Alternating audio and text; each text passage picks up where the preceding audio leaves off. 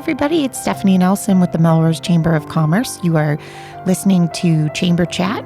I'm here with Julie Nolan, the Master of Ceremonies for our Victorian Fair, and we are excited to share all the details about our event, which is scheduled for next Sunday. Thanks for being here, Julie. This is going to be fun. Excited to talk about the fair, talk about the vendors that are coming, our sponsors, and most importantly, our exciting enhancements, I guess we can say, to Center Stage. I know we've talked about this for a while, really wanting Center Stage to kind of be a focal point and almost like a destination for people. So excited to get some new info on what's going on. Well, yeah, thank you. I have really enjoyed taking over, so to speak, producing the Center Stage. We are grateful for you. Oh, thank you. Well, I've had the opportunity to watch Center Stage for many years, and you just kind of say, okay, what's working, what's not working. There's energy, there's beats, there's this, what goes well after an act, what goes better. And I've noticed things like this year we're going to do the dedication right in the beginning. We're going to have Melrose High School Band, marching band. You know how much excitement that brings. Nothing like an opening with the drums and the whole bit. And then we used to do the dedication somewhere around 1. And as much as the dedication is great and every person we pick is so worthy of that dedication, it's halfway through the fair. Right. And people are kind of like, is this the end of the fair because we're doing the dedication? So I think having the most attention in the beginning and then rolling into that just kind of makes sense. Absolutely. I agree. I think it's fluid that way. It kicks off the fair. We do the very appropriate dedication this year. We don't want to be a spoiler. Right. We don't want to give it away. But we have a great recipient this year, and I think it's perfect to come in with the band. And you're so right. The band generates such awesome energy just to kick off the fair. Yeah, and in the last couple of years, again, with being able to observe, it's so much work for them to come. The equipment and time. And they walk from Melrose High and they come.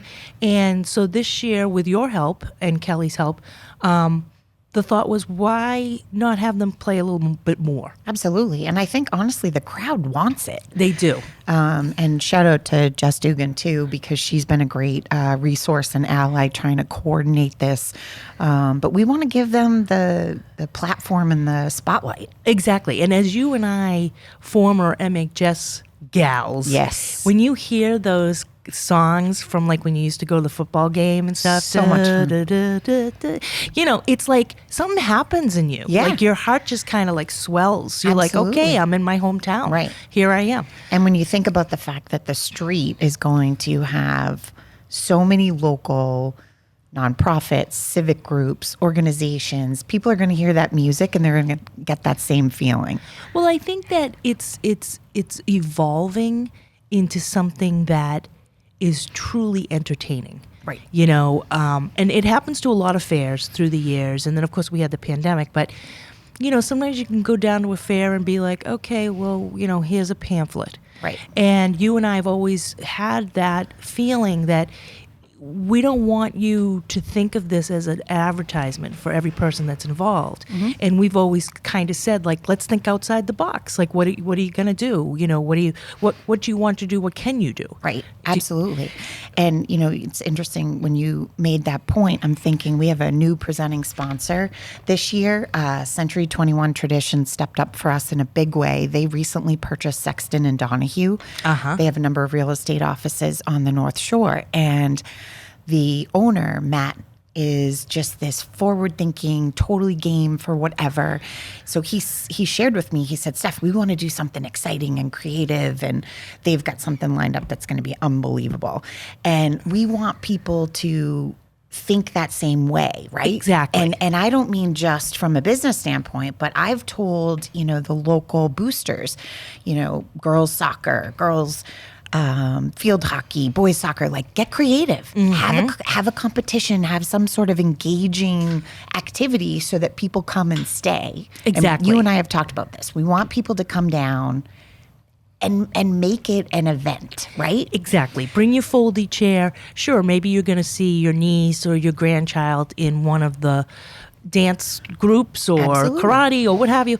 But I think that as we continue to work on this and really get the beat going and kind of throw people, because again, where it's 42 years old, people, for a long time, it was a lot of dance groups. Yeah, let's face it. absolutely. And there's nothing wrong with that per se, but there's so many other people that are members of the chamber that, again, thinking out of the box, like if you're a fitness group, put a song on and show your, what kind of what classes are kind of like in a miniature way. Absolutely. If you're a fashion, store, put a song on and do a fashion show. Right. Like, and that what happens to people when they go to something that has been going on for so long and it's had sort of this, I think that center stage is going to be kind of, and then all of a sudden you're like, wait a minute, is that a band? Right. Is that an actual live band? Right. That's We gonna have live possibly- music at center stage. You want people to almost get into a routine of looking at the schedule and saying, oh, when is that band going on? Okay, they look like they're in the 3 o'clock window, so let's hang out.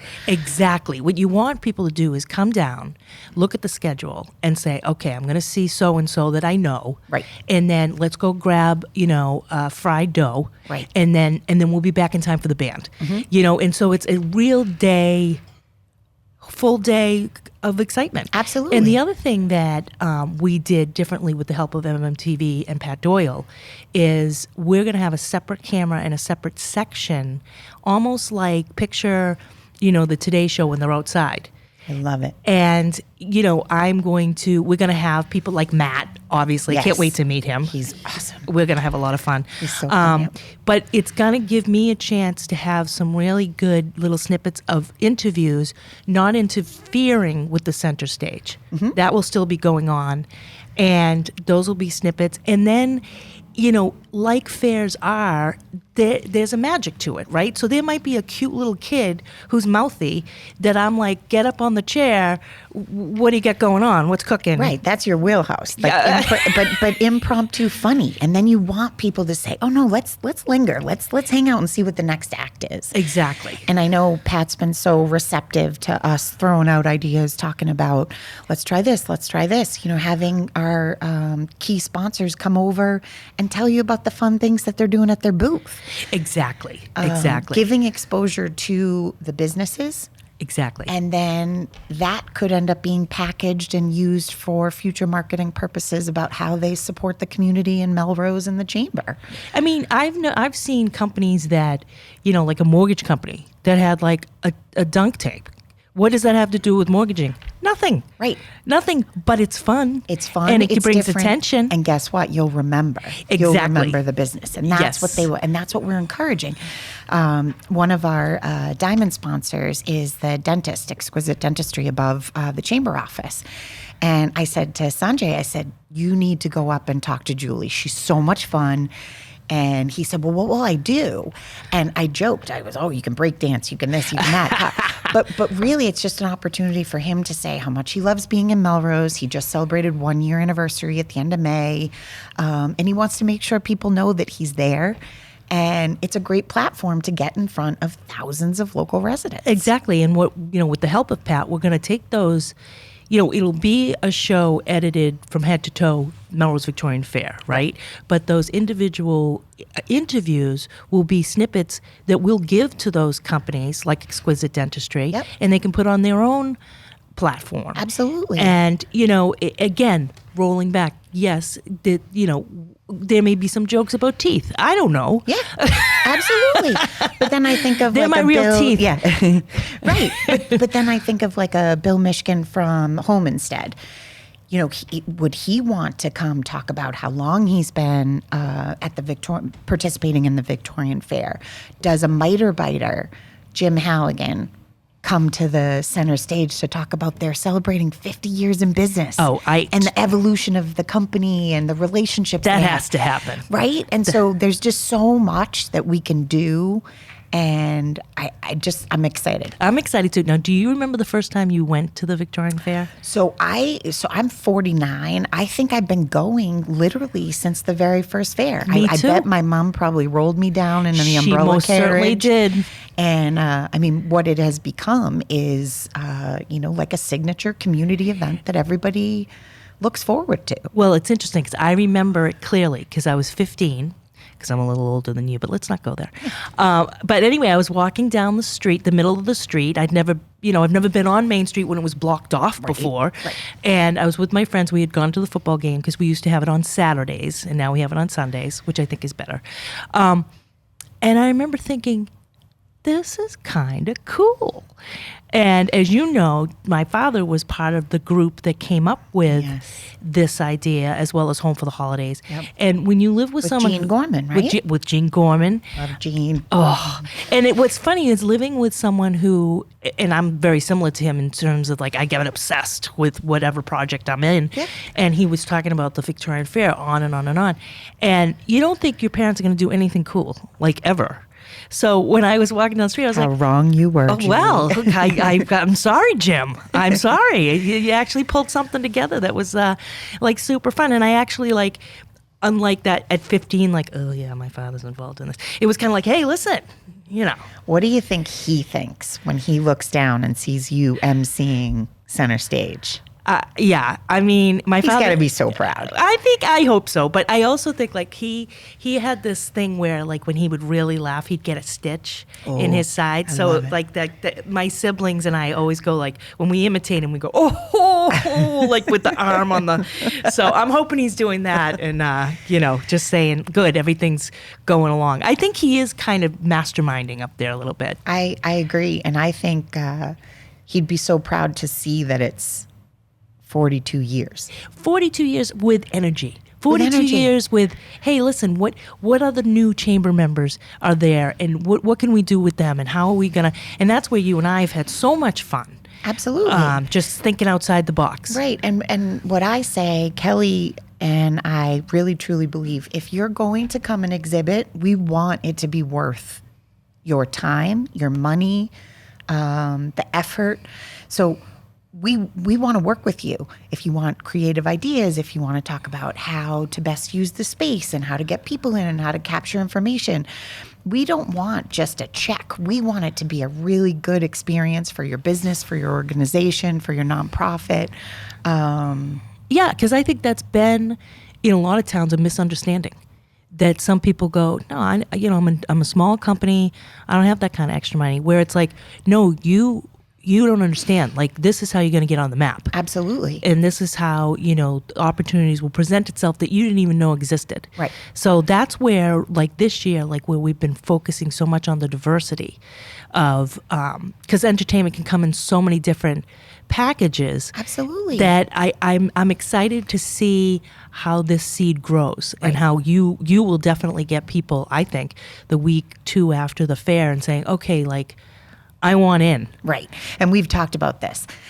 I sort of envision, we know we've really made it, enhanced it when people start saying, how do I get on the list to get 15 minutes at center stage?